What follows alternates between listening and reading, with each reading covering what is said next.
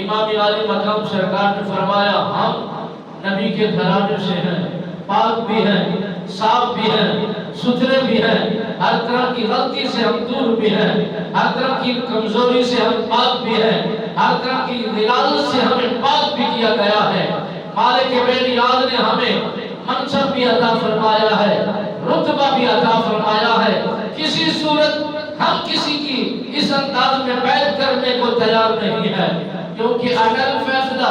قادر مطلق کا ہے، قادر کریم رب کا ہے، رب بے نیاز کا ہے، اور نبی کا یہ فرمان ہے دین پر جب بات آئے قربانیاں پیش کر دی جائیں، دین پر جب بات آئے اپنے آپ کو پیش کر دیا جائے۔ جب دین پر بات کرنے کو تیار ہو جائے،